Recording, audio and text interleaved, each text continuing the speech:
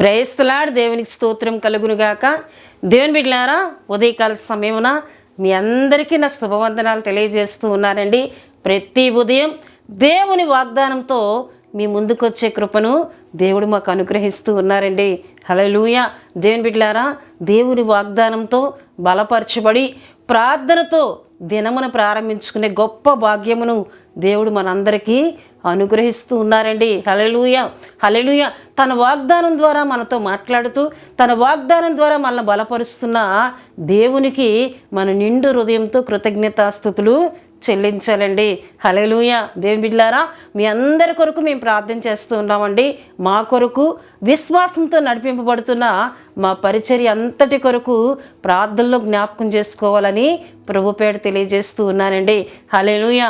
దేవుని బిడ్డలారా, ఈ ఉదయకాలం కూడా దేవుడు ఒక చక్కటి వాగ్దానంతో మనందరితో ఆయన మాట్లాడబోతున్నారు. ఆ మాటను మనం చదువుకుందాం. లేవియా కాండము 19వ అధ్యాయము 2వ వచనమును మనం చదువుకుందామండి. మీరు పరిశుద్ధులై ఉండవలను, మీ దేవుడనైన యెహోవానగు నేను పరిశుద్ధుడనై ఉన్నాను. దేవుడు తన ప్రజలతో, ఇశ్రాయేలుతో ఆయన మాట్లాడుతూ అంటున్నారు, మీరు పరిశుద్ధులై ఉండాలి. ఎందుకంటే మీ దేవుడనైన యెహోవానగు నేను పరిశుద్ధుడను. మిమ్మల్ని నడిపిస్తున్న దేవుడునగు నేను పరిశుద్ధుడను. మిమ్మలను ఐగుప్తు దేశం నుండి విడిపించి రక్షించి కాపాడి సురక్షితంగా తీసుకొచ్చిన దేవుడునైన నేను పరిశుద్ధుడను గనుక మీరును కూడా ఎలా ఉండాలి? పరిశుద్ధముగా ఉండాలి. ఎందుకంటే నేను పరిశుద్ధుడను అని దేవుడు మాట్లాడుతున్నారండి. హల్లెలూయా. దేవుని బిడ్డలారా, ఆయన పరిశుద్ధుడు, ఆయన పాపము లేని దేవుడు. ఆయన ప్రజలను కూడా ఆయన పరిశుద్ధంగా ఉండమని ఆజ్ఞాపిస్తున్నారు, పరిశుద్ధంగా ఉండమని ఆయన తెలియజేస్తున్నారు. దేవుని బిడ్డలారా, హల్లెలూయా, హల్లెలూయా. ఆయన పరిశుద్ధుడండి, ఆయనలో పాపము లేదు. దేవుని బిడ్డలారా, కొత్త నిబంధనలు మనం చూసినట్లయితే కొంతమంది యూదులు దేవుని బిడ్డలారా ఆయనతో తర్కిస్తూ ఉన్నారు, ఆయనతో మాట్లాడుతూ ఉన్నారు. ఆ సమయంలో యేసుక్రీస్తు ప్రభువారు అంటారు, చూడండి, యోహాను సువార్త 8వ అధ్యాయము 46లో మనం చూసినట్లయితే, నా యందు పాపమున్నదని మీలో ఎవడు స్థాపించును అని యేసుక్రీస్తు ప్రభువారు అడిగినప్పుడు దేవుని బిడ్డలారా, వారు ఎవ్వరు కూడా నీలో పాపం ఉంది అని చెప్పలేకపోయారండి. యూదులతో దేవుడు యేసుక్రీస్తు ప్రభువారు అంటున్నారు, నాలో పాపం ఉన్నదని మీలో ఎవడు స్థాపించును? స్థాపించగలిగితే రండి, నాలో పాపాన్ని మీరు చూపించండి అంటే ఒక్కరు కూడా దేవుని బిడ్డలారా యేసుక్రీస్తు ప్రభువారిలో పాపమును చూపించలేకపోయారండి. గనుకనే అపోస్తులైన పౌలు గారు దేవుని బిడ్డలారా చూడండి, హెబ్రీలకు రాసిన పత్రికలో ఆయన రాస్తూ ఒక మాటను అంటూ ఉన్నారు. హెబ్రీలకు రాసిన పత్రిక 7వ అధ్యాయం 26లో మనం చూస్తే, పవిత్రుడును నిర్దోషియు నిష్కల్మషుడును పాపుల్లో చేరక ప్రత్యేకంగా ఉన్నవాడును ఆకాశ మండలము కంటే మిక్కిలి ఎచ్చైన వాడునైనా ఇట్టి ప్రధాన యాజకుడు మనకు సరిపోయినవాడు. హల్లెలూయా, హల్లెలూయా. ఆయన ప్రధాన యాజకుడు. అయితే ఆయన ఎటువంటి వారని ఇక్కడ పౌలు గారు చెప్తూ ఉన్నారంటే దేవుని బిడ్డలారా, పవిత్రుడు, నిర్దోషి, నిష్కల్మషుడు, పాపులలో చేరక ప్రత్యేకంగా ఉన్నవాడు. హల్లెలూయా, హల్లెలూయా. ప్రత్యేకంగా ఉన్నవాడు, పాపులలో చేరక ప్రత్యేకంగా ఉన్న దేవుడు. హల్లెలూయా. ఆయన అంటూ ఉన్నారు దేవుని బిడ్డలారా, నేను పరిశుద్ధుడను, నేను పరిశుద్ధుడనేలాగున మీరును కూడా పరిశుద్ధులై ఉండాలి. మీరు పరిశుద్ధులై ఉండాలి. ఎందుకంటే మీ దేవుడు నాకు యెహోవానగు నేను పరిశుద్ధుడను. హల్లెలూయా, హల్లెలూయా. దేవుని బిడ్డలారా, ఆయన పరిశుద్ధుడు. ఆయన మనలను కూడా ఎందుకు పరిశుద్ధముగా ఉండమంటున్నారు అంటే, పరిశుద్ధముగా మనం బ్రతికినట్లయితే ఆయన ద్వారా మనం మేలు పొందుకుంటామండి. హల్లెలూయా, హల్లెలూయా. దేవుని బిడ్డలారా, ఇర్మియా గ్రంథము 5వ అధ్యాయం 25లో మనం చూసినట్లయితే, మీరు మేలు పొందకపోవుటకు మీ పాపములే కారణమని అక్కడ రాయబడి ఉంటుందండి. మనం మేలు పొందుకోకుండా ఉండడానికి కారణం ఏమిటండి? పాపమే. గనక ఆ పాపము మనలోండి దూరంగా పోయి మళ్ళీ మనం పరిశుద్ధంగా కాపాడుకున్నట్లయితే ఆయన ద్వారా మనం మేలు పొందుకుంటాం. హల్లెలూయా. గనుకనే దేవుని బిడ్డలారా, దేవుడు ఇశ్రాయేలు ప్రజలను ఐగుప్తు దేశం నుండి విడిపించి ఆయన తీసుకొని వస్తున్నప్పుడు మొదటిగా వారికి ఎర్ర సముద్రం ఎదురైంది.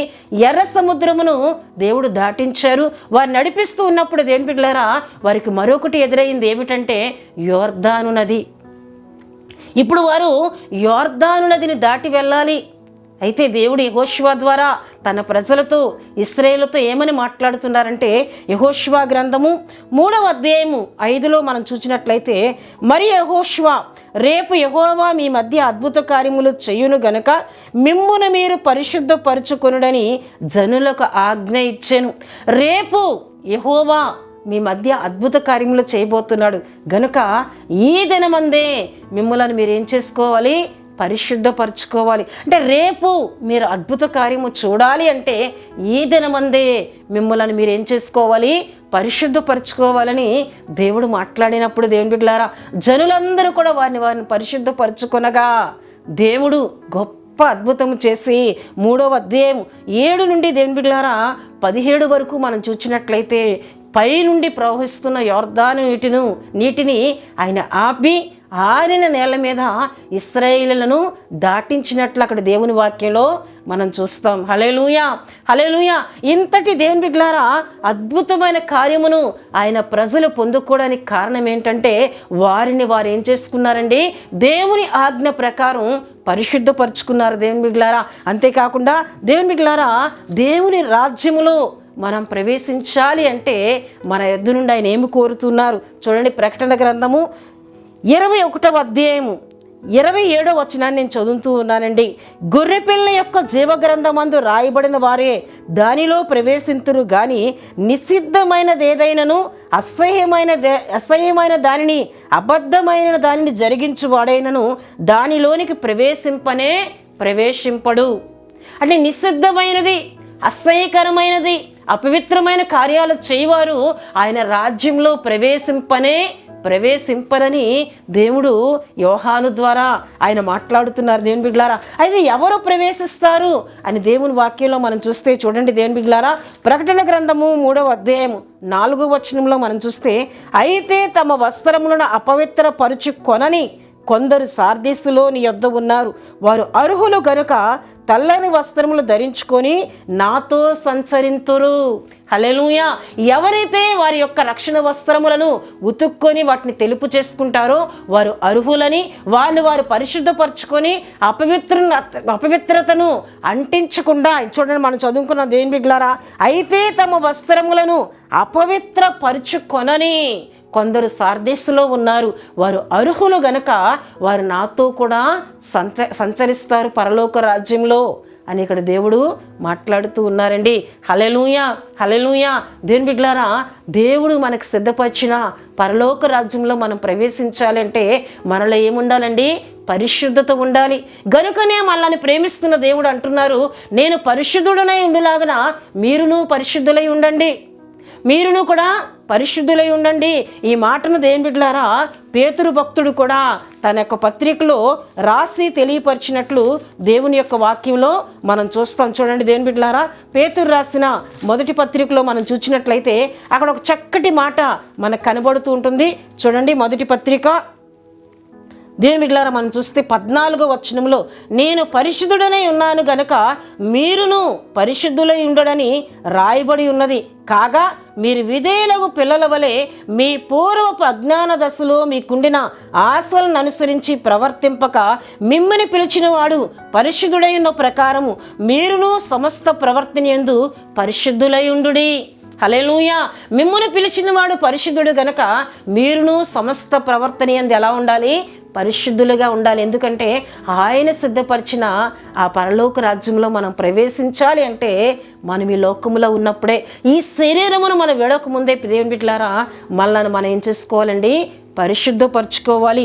అంతేకాకుండా దేవుని బిడ్డలారా ఈ భూమి మీద జీవిస్తున్న మనము మన ప్రార్థనలను దేవుడు ఆయన సన్నిధికి చేరాలి అంటే మనలో పరిశుద్ధత ఉండాలి. చూడండి ప్రకటన గ్రంథం 8:4 చూస్తే, అప్పుడు ఆ ధూప ద్రవ్యముల పొగ పరిశుద్ధుల ప్రార్థనలతో కలిసి దూత చేతిలోండి పైకి లేచి దేవుని సన్నిధికి చేరెను. దేవుని యొక్క దూత వచ్చి భూమి మీద నుండి పరిశుద్ధుల ప్రార్థనలను పరలోకమునకు తీసుకొని వెళ్తుందండి. ఎవరైతే పరిశుద్ధంగా ఉండి ప్రార్థిస్తారో వారి ప్రార్థనలను ఆయన సన్నిధికి చేరుతూ ఉన్నాయి. ఆ వారి ప్రార్థనలను దూత తీసుకొని వెళ్తూ ఉన్నట్లు దేవుని వాక్యంలో మనం చూస్తున్నాం.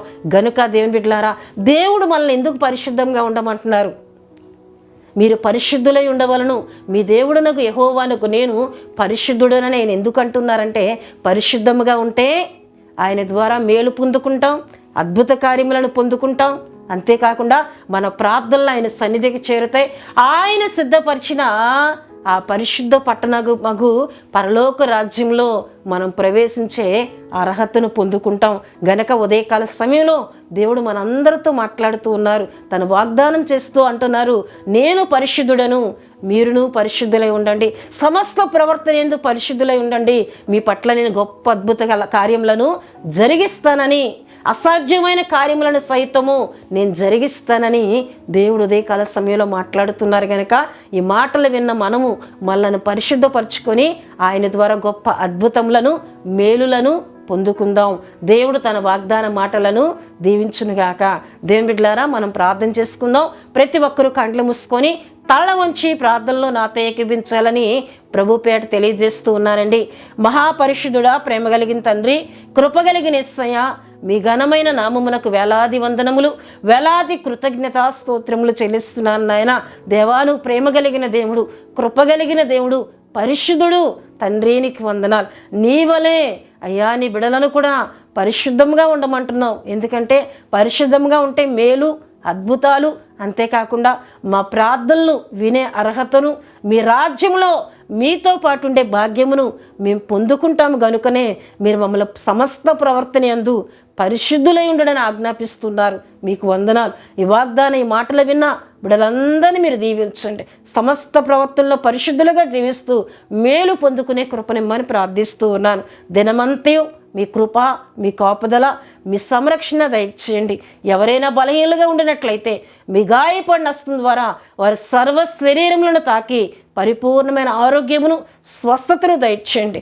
రాకపోకల్లో, ప్రయాణంలో ఉన్న వారికి మీ సన్నిధి, మీ కృప, కాపుదల దయచేయమని, దినమంతయు నీ కృపతో నింపమని యేసు నామములో అడుగుచున్నాం తండ్రి. ఆమేన్.